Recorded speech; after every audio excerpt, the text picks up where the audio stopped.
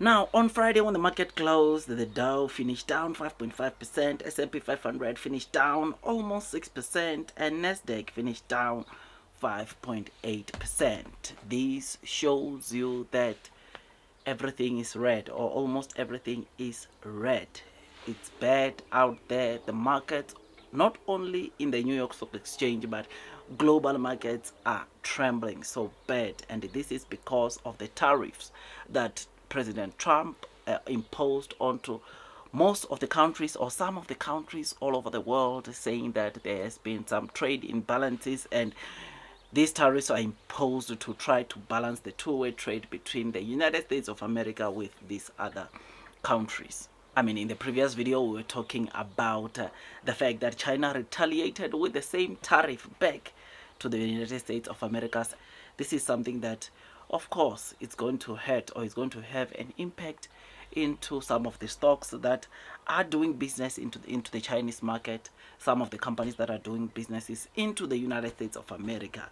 I mean, our very own NIO yesterday finished down 7.5%, trading at $3.46. Lioro finished down 6.8%, $23.07 was the share price.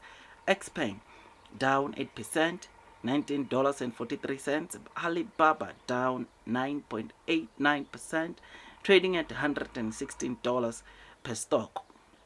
We have got Rivian, which is down 2.7%.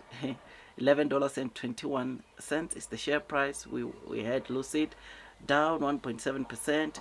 $2.28 is the share price. Zika down 10%. $21.30 is the share price, and Tesla down 10.4%.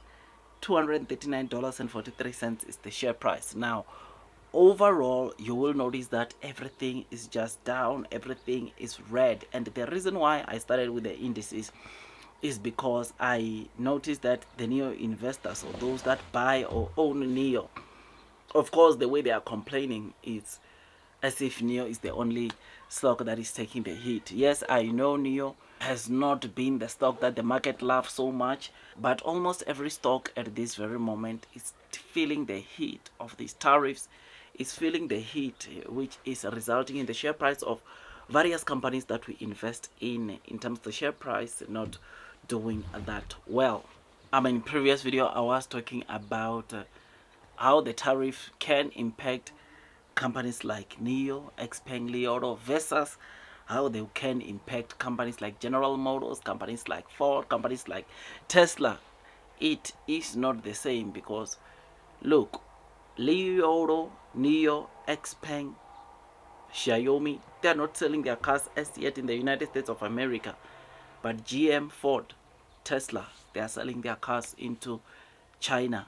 And obviously this 34% tariff, somehow it will have an impact into their sales, because all their imports, being it parts, they export from the United States of America into China, they are going to face that 34% tariff, which is something that is not good. I mean, this back and forth honestly has been really making investors not to just stay on the sidelines and wonder what could happen next. Because honestly, this day, one thing, or first thing that a lot of the people are doing just after waking up, or maybe praying, they check the markets, they check the latest news. We check, what did Trump say, what did China do, what did Xi Jinping do, because it's just so bad, man. And we know that if the United States of America and China are having these massive tensions, obviously the global economy gets to be shaken, right?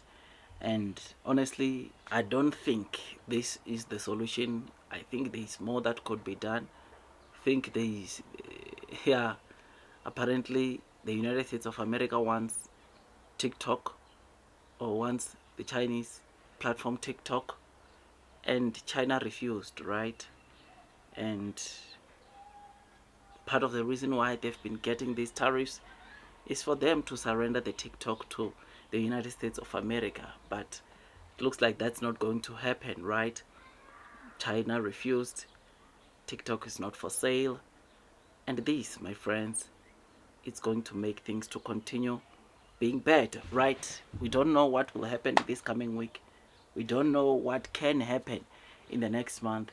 And therefore, even in the market as a whole, honestly, regardless of the performance that we might see, it's difficult to really say where the markets will be in the near future. And therefore, companies like our very own Neo, yeah, it's just bad timing, honestly. But obviously, the fundamentals are not changing. Things are not changing on our very own Neo. Things are not changing. I will say this again. And this, my friends, fundamentally, Neo continues to be strong, or Neo continues growing stronger.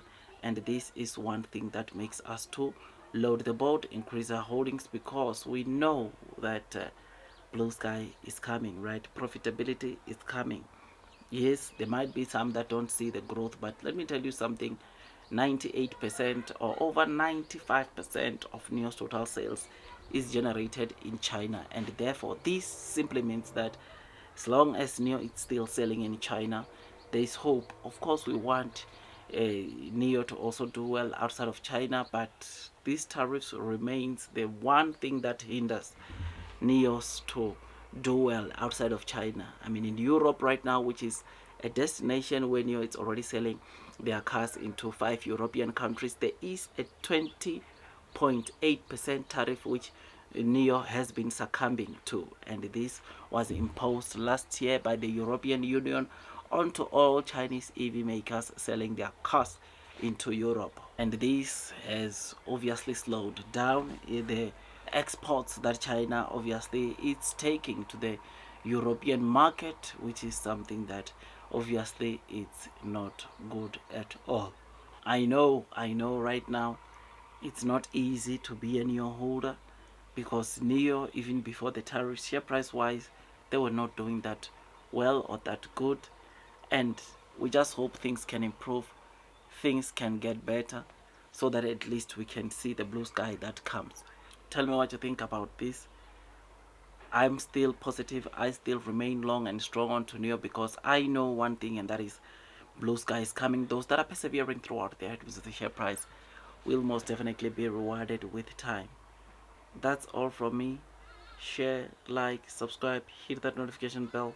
I'll see you on the next one, and God bless you all.